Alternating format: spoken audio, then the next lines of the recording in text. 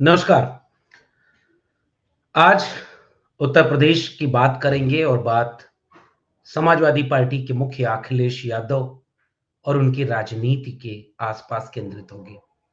और उनकी राजनीति के ऊपर बात करते हुए 2 बिंदुओं पर बात करेंगे। एक तो ये कि समाजवादी पार्टी के राष्ट्रीय अध्यक्ष को सीबीआई ने सम्मन भेजा है, पेश होने के लिए बुलाया था और आज ही के दिन उन्हें पेश होना था। क्यों बुलाया? क्या इसके पीछे की राजनीति है? और क्या अखिलेश यादव जी की राजनीति है? इस पर बात करेंगे।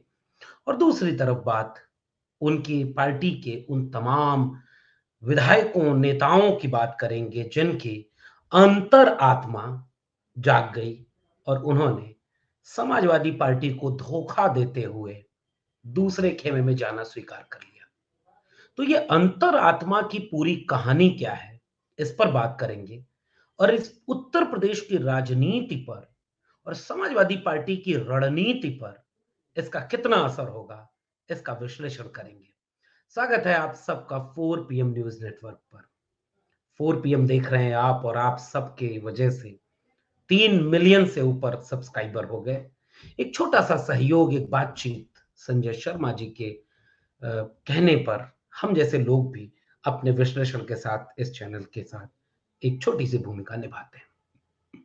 और इसलिए क्योंकि उत्तर प्रदेश और अब तो पूरे देश में इन्हें देखा और सुना जाता है, लेकिन उत्तर प्रदेश जहाँ से मेरा अपना एक रिश्ता है कि मेरी अपनी पैदाइशी ज़मीन और उस उत्तर प्रदेश का 4 पीएम चैनल, आपका प्रेम, आपका प्यार। इसलिए विश्लेषण के साथ हम अपनी राय आपसे साझा करते हैं और अपनी बातचीत को आपके सामने रखते हैं। तो आज की बातचीत उत्तर प्रदेश की राजनीति पर ही है और वो राजनीति का केंद्र इस समय उत्तर प्रदेश का सबसे प्रमुख विपक्षी दल समाजवादी पार्टी की राजनीति पर है। जब भी देश में तानाशाही रवैया होता है, जब भी देश में तानाशाही शासन की प्रवृत्तियां उभरती हैं, ऐसे वक्त में सत्ता अगर किसी के ऊपर केस करे, मुकदमा करे या जेल में भेजे, तो इसे इस रूप में माना जाना चाहिए कि ये आपके ऊपर तमगा है, ये बैच ऑफ ऑनर है। अगर आज के वक्त किसी के ऊपर केस मुकदमा हो रहा हो, अगर आज के वक्त किसी को ईडी और सीबीआई नोटिस दे रही है, अगर आज के वक्त कोई जेल में है, इस मौजूदा वक्त में, तो यकीन मानिए उसे अगर करीब से देखेंगे तो वो आम आवाम के हक और अधिकार की लड़ाई को बुलंद करने की कोशिश करता नजर आएगा। देश भर में तमाम लोग ऐसे हैं जो आज रेवड़ी, मलाई और इन तमाम लालचों में, डर में झुक गए और दिल हार गए, दल हार गए। ऐसे वक्त में जो नेता ईडी और सीबीआई की नोटिस के बावजूद न डिगे न डरे, वो नेता आप यकीन मानिए जनता के पक्ष में खड़े हैं। और जब भी इस तरह के तानाशाही दौर आते हैं, जब भी सत्ता राजनीति में चुनाव लड़कर के अपने प्रतिपक्षी को हराने की बजाय उसका मूल फर्ज बन जाता है कि अपने प्रतिपक्षी से सामने से चुनाव लड़के शिकस्त देने के बजाय पीछे से हमला करे, उन्हें तमाम साजिशों के साथ विपक्षी गठबंधन को तोड़ने की कोशिश करे, जिन पर कल तक आरोप लगा रहे थे कि वो भ्रष्टाचारी हैं, वो परिवारवादी हैं, वो अन्याय अत्याचारवादी हैं, उन सारे लोगों को अपनी पार्टी में मिला ले, या जो न डरे न झुके, यानी जो किसी पद की लालच में, किसी सेटिंग की लालच में आपके साथ ना आए, उन्हें जेल में भेज दो, ईडी और सीबीआई भेज करके। तो राजनीति का यह जो चरित्र आ रहा है, इसमें जिन नेताओं के ऊपर ईडी सीबीआई की नोटिस आए, जेल में जाने का डर सताया, वैसे नेता अगर बिना डरे आंख में आंख डाल के कह रहे हैं कि लखनऊ में पेश होऊंगा, आपने नोटिस भेजी, हमने अपना जवाब लिखकर भेज दिया, सीबीआई को भेज दिया, मामला 2014-15 के आसपास, जब अखिलेश यादव जी उत्तर प्रदेश के मुख्यमंत्री हुआ करते थे और खनन मंत्रालय, या 13-14 के आसपास की बात होगी, उनके अंडर में आया करता था, तो किसी कागज पर दस्तखत को लेकर के कोई एक सामान्य सा मामला, और जिसके ऊपर यह आरोप लगा कि खनन घोटाला हुआ है, और खनन घोटाले पर सीबीआई ने नोटिस भेज दिया कि आपको 29 फरवरी को दिल्ली में पेश होना है। उन्होंने लिखित जवाब अपना भेज दिया कि हम लखनऊ में पेश होंगे, कागज हमने भेज दिया और इसकी जांच आप क्या कर रहे हैं। तो ये तो हो गया उसका कानूनी पहलू, लेकिन उसका राजनीतिक पहलू ये है कि राजनीति में जिसको आप डरा नहीं पा रहे हैं, जिसको आप तोड़ नहीं पा रहे हैं, जिसको आप अपने में मिला नहीं पा रहे हैं, अब उन्हें तमाम लोकतांत्रिक एजेंसियों से परेशान करने की कोशिश की जाए। और ये केवल उत्तर प्रदेश की राजनीति में नहीं हो रहा। अगर आप भूले ना हो, तो अभी हाल ही में दो मुख्यमंत्रियों का चेहरा आपको याद आएगा। एक जो समझौता परस्त हो गए और पलट गए, बिना मिट्टी में मिले, बिना मरे, बिना किस कुछ किए, उनके लिए खिड़की दरवाजे खोल लिए गए और बिहार के मुख्यमंत्री नीतीश कुमार बीजेपी के साथ चले गए। और दूसरे मुख्यमंत्री का चेहरा आपको याद आएगा, हेमंत सोरेन, झारखंड का एक आदिवासी मुख्यमंत्री, आंख में आंख डाल करके लड़ने वाला, आज जेल में डाल दिया गया। आम आदमी पार्टी ने खुलेआम घोषणा कर दी कि हमारे ऊपर दबाव डाला जा रहा है कि आप गठबंधन मत करिए, वरना आपको ईडी सीबीआई का सम्मन भेजेंगे और मुख्यमंत्री अरविंद केजरीवाल को जेल में डाल देंगे। तेजस्वी यादव, उनके ऊपर इतना जुल्म और ज्यादती, और तेजस्वी यादव के ऊपर इतना ईडी 11-11 घंटे तमाम लोगों को जेल में डालने की कोशिश, ईडी से पूछताछ, लेकिन वो तेजस्वी जनता के बीच उतर गए। तो अखिलेश यादव के ऊपर यह जो नोटिस आई, ये पहले भी आई थी, और अब इस नोटिस का आने का मकसद यह है कि वो अखिलेश यादव भी गठबंधन तोड़ दे, अखिलेश यादव भी बीजेपी से लड़े नहीं, अखिलेश यादव भी समझौता कर ले, अखिलेश यादव ऐसे चुनाव लड़े जैसे बाकी लोग लड़ते हैं, बीजेपी का फायदा हो जाए। वो क्यों पीडीए की बात करने लगे? वह क्यों 90% आबादी को उनका हजारों साल के अन्याय अत्याचार से जो हकमारी हुई है, उस हकमारी को दिलाने की बात बार बार क्यों कहने लगे? वो सामाजिक न्याय की बात क्यों करने लगे? वो जाति जनगणना की बात क्यों करने लगे? वो संविधान को बचाने के लिए 24 के चुनाव को इतना अहम बताकर जनता के बीच जाकर के, जनता के बीच अपने संगठन को भेज करके, महंगाई, बेरोजगारी, नौजवानों का अग्निवीर योजना, वहां से लेकर के किसान तक के सवाल को क्यों उठा रहे? इसलिए भेजो अब सीबीआई अखिलेश जी के पीछे, भेजो अब ईडी अखिलेश जी के पीछे, और इनको तोड़ लो, और इनको इनको कमजोर करो, डराओ। लेकिन आज की गतिविधि से ये साफ दिखा कि समाजवादी पार्टी के राष्ट्रीय अध्यक्ष ने तय कर लिया है कि इस तानाशाही सरकार से डरेंगे नहीं, लड़ेंगे। और पीडीए के जरिए, सामाजिक न्याय के जरिए, जाति जनगणना के सवाल के साथ, किसान नौजवान के सवाल के साथ चुनाव में जाएंगे और जनता की अदालत में जाएंगे। और यही बात अखिलेश यादव की राजनीति की उनके दल के कुछ नेताओं को पसंद नहीं आई, और जब उन्होंने राज्यसभा चुनाव अपने सामने देखा, तो अचानक से उनकी अंतरात्मा जाग गई। अंतरात्मा भारतीय राजनीति की एक ऐसी स्याह गली है, एक ऐसा रूप है, एक ऐसा कहानी है, कब किसकी अंतरात्मा जाग जाती है यह तो पता ही नहीं चलता। हर बार चुनाव के समय क्यों ये अंतरात्मा जागती है? हर बार जो है किसी सत्ताधारी दल के पक्ष में जाने के लिए ही क्यों अंतरात्मा जागती है? हर बार इस तरह की चीजों में ही अंतरात्मा क्यों जागती है? जब लाभ का पद लेना होता है। और इस बात को यहां से समझना बहुत जरूरी है कि कैसे अंतरात्मा को लेकर के ये पूरी की पूरी लड़ाई खड़ी की गई।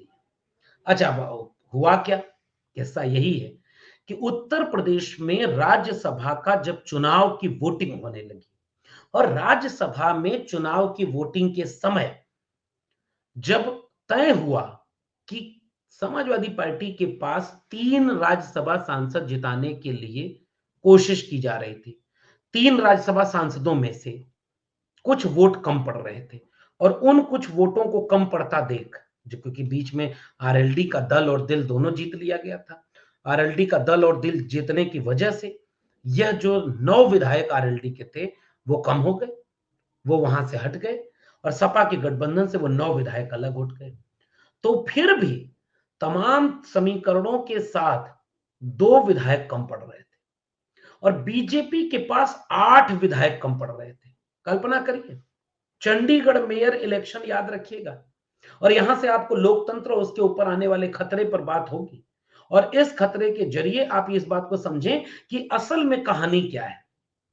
चंडीगढ़ में तो बैलेट पेपर से वोट पड़ा ना, और ऐसे कैमरे की तरफ देख करके जब बैलेट पेपर पे चोरी थी तो कैमरे की वजह से पकड़ी गई, और जब सरकार ने उस चोरी को सीनाजोरी बना करके पेश किया तो न्यायालय कम से कम इतना बचा था कि उसने उस लोकतंत्र की हत्या होने से रोक दिया। Murder of democracy chief justice of India ने बोल दिया। तो लोकतंत्र किस तरह से खत्म किया जा रहा है?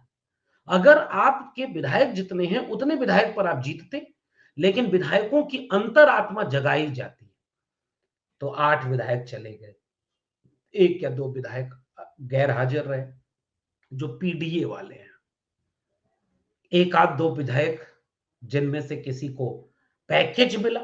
अखिलेश यादव जी ने तो प्रेस कॉन्फ्रेंस करके कहा पैकेज मिला है, खूब बड़ा पैकेज मिला, घर का पैकेज मिला, बड़ी राशि मिली, क्योंकि 8वां कैंडिडेट जो बीजेपी का था वो सेठ था। और जब कोई सेठ राजनीति में आता है और सत्ताधारी दल किसी की अंतरात्मा को जगाने की कोशिश करती है, तो अंतरात्मा 2-3 वजहों से जागती है भारतीय राजनीति में। पहली वजह है जेल जाने से बचना, केस मुकदमा वापस लेना। ये सबसे पहली शर्त होती है अंतरात्मा जगाने की। अगर आपके ऊपर कोई पुराना मुकदमा है, अगर आपके ऊपर कोई जेल जाने का रास्ता दिख रहा है, अगर आपके ऊपर कोई जमीन का कागज है, अगर आपके ऊपर कोई भी ऐसी चीज है जिससे कि आप जेल में जा सकते हैं, तो उससे अंतरात्मा को जगा दिया जाता है। दूसरा कारण पद, आपको कैबिनेट मंत्री बना देंगे, आपको राज्यसभा भेज देंगे, आपको तमाम तरह के ओहदे दे देंगे, आपको कमेटी में शामिल कर लेंगे, आपको तमाम चीजों में शामिल करके आपको बड़े ओहदे दे देंगे। तो पद से अंतरात्मा जगाई जाती है। और तीसरी और सबसे महत्वपूर्ण चीज, पैसे से। कितना चाहिए आपको अंतरात्मा जगाने के लिए? अच्छा, जिसकी अंतरात्मा जितना गहरी सोई होती है नींद में, वो उतनी ही ज्यादा बोली लगा करके अपनी अंतरात्मा को जगाता है। और ये भारतीय राजनीति में नया नहीं है। और इस तरह से उत्तर प्रदेश में अंतरात्मा को जगा करके एक सेठ के राज्यसभा चुनाव में जिताने के लिए समाजवादी पार्टी के लोगों को क्रॉस वोटिंग करा दी गई। और उसमें से वो नेता 8 में 5 वो नेता थे जो पीडीए की राजनीति के बाहर थे। पीडीए, पिछड़ा दलित अल्पसंख्यक।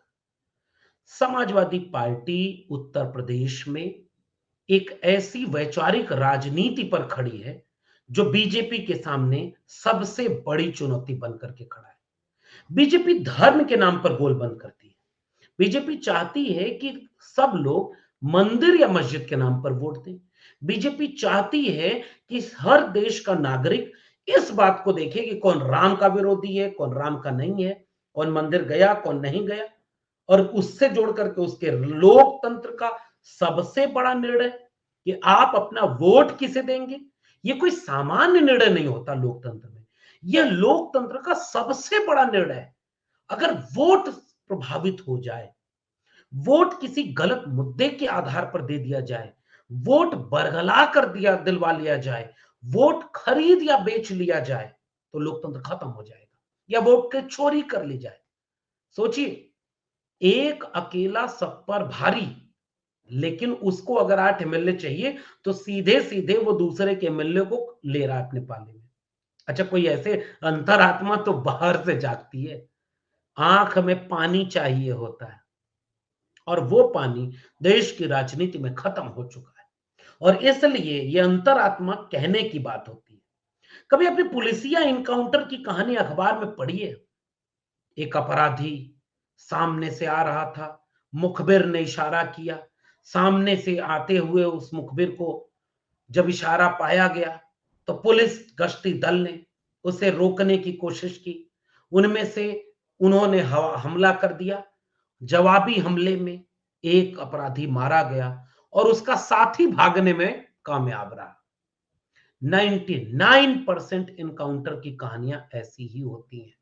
और इस तरीके से जो इनकाउंटर की पूरी कहानी है, वह यह बताती है कि असली कहानी कुछ और होती है। राजनीति उसका सबसे बड़ा अड्डा है, जहां असली कहानी क्या है, ये सबको पता है। वो सबको पता है कि किसकी जमीन किस जिले में खरीदी गई थी, कौन किस पद की लालच में, किस टिकट के लिए, किस बिल्डिंग के लिए, किस चीज पर बिका है। लेकिन कहने के लिए उसके पास एक अंतरात्मा है, और इस अंतरात्मा की राजनीति वह पार्टी कर रही है जो अकेले 400 पार लाने का दावा करती है। इस तरह की अंतरात्मा की आड़ में वोट की खरीद फरोख्त की राजनीति वह पार्टी कर रही है जो कहती है कि वो दुनिया की सबसे बड़ी पार्टी है, और उसके पास जो नेतृत्व है वो दुनिया का सबसे ताकतवर नेतृत्व है। तो उसे गठबंधन तोड़ने की कोशिश करनी पड़ रही है। इंडिया गठबंधन का सूत्रधार कौन है? नीतीश कुमार। तोड़ के अपने पास लाओ। अच्छा भाई, महाराष्ट्र में कौन है? शरद पवार की पार्टी। उनके भतीजे को जो जेल में चक्की पीसिंग पीसिंग तोड़कर अपने पास लाओ। अच्छा भाई, असम में कौन मुख्यमंत्री है? अरे भाई वो तो भ्रष्टाचारी, उसके ईडी जांच हो रही है। अच्छा, जब से वो बीजेपी ज्वाइन कर लिया ईडी की कोई जांच नहीं हो रही। ये तोड़कर अपने पास लाओ। ये कौन पार्टी कर रही है? देश के सबसे, और गृह मंत्री अमित शाह इंटरव्यू में बोल रहे हैं कि वो स्वतंत्र स्वतंत्र एजेंसियां हैं, वो अपने अधिकार में काम कर रही है। पत्रकार बैठा होता है तो पत्रकार बिना तैयारी के डरते हैं जैसे गृह मंत्री के सामने। पत्रकार के पास वो दस्तावेज नहीं था जिसपे वो बताती। जब गृह मंत्री बोले थे कि 95% कन्विक्शन नॉन पॉलिटिकल लोगों का है, तो 5% पॉलिटिकल लोग में कौन पॉलिटिकल पार्टियां हैं? पत्रकार क्यों ये तैयारी करके नहीं बैठा था कि अगर 100 के ऊपर के मुकदमे ईडी ने दायर किए हैं पिछले कई सालों में, तो उन 100 में से 99% मुकदमे केवल विपक्षी दलों के खिलाफ क्यों? ईडी सीबीआई जैसे अखिलेश यादव के खिलाफ क्यों मुकदमे? और जैसे ही वो कोई नेता बीजेपी ज्वाइन कर ले उसके सारे मुकदमे खत्म हो गए। तो अंतरात्मा की आवाज इसलिए जगाई और बंद की जाती है। और अंतरात्मा जागना विचारधारा पर है। अखिलेश यादव जी की पार्टी की तरफ से विधानसभा में मुख्य सचेतक रहे नेता मनोज पांडे कहते हैं कि राम मंदिर जाने से रोका गया। और वही मनोज पांडे हैं जो स्वामी प्रसाद मौर्य जी के ऊपर लगातार हमलावर थे कि पार्टी का नुकसान हो रहा है, धर्म के विरोध में काम हो रहा है। और वही मनोज पांडे जिनसे पूछा जाए कि वो पीडीए से चुनाव जीतते थे कि सपा किससे चुनाव जीतते थे, सपा ने पिछले 30 साल में उनको क्या क्या दिया, लेकिन वो नहीं माने। बीजेपी में चले गए तो उनकी अंतरात्मा जाग गई। कोई नेता कह रहा था कि मुलायम सिंह जी जेल से टिकट दे दिए थे और उनका जिंदगी भर एहसान रहेगा, जब कह देंगे छोड़ के चले जाओ तो चुपचाप घर बैठ जाएंगे, पार्टी नहीं ज्वाइन करेंगे। वो सारे विक्ट्री साइन बना रहे थे उस पार्टी के साथ जो दुनिया की सबसे बड़ी पार्टी है। इसका भारतीय उत्तर प्रदेश की राजनीति पर यह असर होने जा रहा है कि बीजेपी की धर्म की राजनीति के ऊपर समाजवादी पार्टी और इंडिया गठबंधन की सामाजिक न्याय की राजनीति, आर्थिक न्याय की राजनीति, राजनीतिक न्याय की राजनीति, जाति जनगणना और 90% वंचित समाज को, ओबीसी एससी एसटी को उनका हक दिलाने की राजनीति, संविधान को बचाने की राजनीति भारी पड़ती दिख रही है। और ऐसे वक्त में सबसे बेहतर निर्णय यह होता है कि जितने लोग डरने वाले हैं वो सब सत्ता के साथ चले जाएं। कोई डर के, कोई बिक के, कोई लालच में, या कोई इस विचारधारा से सहमत नहीं है कि पीडीए की बात क्यों करते हो, संविधान की बात क्यों करते हो, तुम भी राम राम की बात क्यों नहीं करते, तुम काम की बात क्यों करते हो, तुम लोगों को हक और अधिकार दिलाने की बात क्यों करते हो, तुम न्याय की बात क्यों करते हो? अगर तुम ये सारी बात करोगे तो हमारी अंतरात्मा जाग जाएगी, और जैसे ही हमारी अंतरात्मा जाग जाएगी हम सत्ताधारी दल के खेमे में चले जाएंगे। उत्तर प्रदेश की राजनीति एक लकीर खींच करके अब खड़ी होने वाली है। पल्लवी पटेल, स्वामी प्रसाद मौर्य या राम गोविंद चौधरी या जितने भी नेताओं को आप ले लीजिए, समाजवादी पार्टी के पास ऐसे कई का दावा, लौटन राम निषाद से लेकर के राजपाल कश्यप, आप मिठाई लाल भारती से लेकर के नरेश उत्तम पटेल, राजेंद्र चौधरी से लेकर के तमाम नेता जो समाजवादी पार्टी में अखिलेश यादव के पीडीए की राजनीति कर रहे हैं, वो राजनीतिक विचारधारा में लकीर खींचकर राजनीति है जिसमें पल्लवी पटेल जैसे लोग बाद में आकर के साथ में खड़े होते हैं आलोचना के बावजूद। और यही पीडीए एनडीए को हराएगा। इस लाइन पर उत्तर प्रदेश की राजनीति गोलबंद हो रही है। और अगर इस लाइन पर समाजवादी पार्टी ने 50% भी उस 90% आबादी का वोट अपनी तरफ लाने में कामयाबी, यानी आधा वोट अगर अपनी तरफ लाने में कामयाबी हासिल कर ले, तो चाहे सीबीआई की नोटिस हो, वो तो तमगे की तरह, अब अखिलेश यादव उसे तमगे की तरह बस अपना रथ लेकर निकले जिस दिन, अब कल्पना करिए उत्तर प्रदेश की सड़कों पर सैलाब होगा। और अगर बीजेपी के पास हिम्मत है तो अखिलेश यादव को गिरफ्तार करके दिखाए। अगर बीजेपी चाहती है कि ये घोटाला हुआ है और उस पर सजा मिलनी चाहिए, तो अखिलेश यादव को गिरफ्तार करके दिखाए। फिर देखिएगा उत्तर प्रदेश की सड़कों पर क्या होगा। कैडर बेस्ड पार्टी, विचारधारा पर खड़ी और अडिग पार्टी, समाजवाद का मतलब क्या है, सामाजिक न्याय का मतलब क्या है, पीडीए का मतलब क्या है, उस विचारधारा पर खड़ी पार्टी। और अगर उनके नेता को एक बार इस तरह की चीजों में ले आया गया, तो उत्तर प्रदेश की राजनीति जो बची कुछ है वो भी बदल जाएगी। और बहुत जल्द ऐसा करना चाहिए अखिलेश यादव जी को, जो तेजस्वी यादव कर रहे हैं, या जो खुद अखिलेश यादव जी अपनी जमीन पर अपनी बात को पहुंचाने के लिए उतरेंगे। इसलिए भारतीय जनता पार्टी के सामने ये राजनीति बदल रही है। उत्तर प्रदेश की आने वाले चुनाव में सीधे इसका असर देखने को मिलेगा। और लकीर खींच कर अब विचारधारा की राजनीति है, और विचारधारा से राजनीति ही बीजेपी और आरएसएस को रोकने में कामयाब होगी। आपका क्या मानना है इस पूरी बातचीत पर? नीचे कमेंट बॉक्स में जरूर बताइएगा।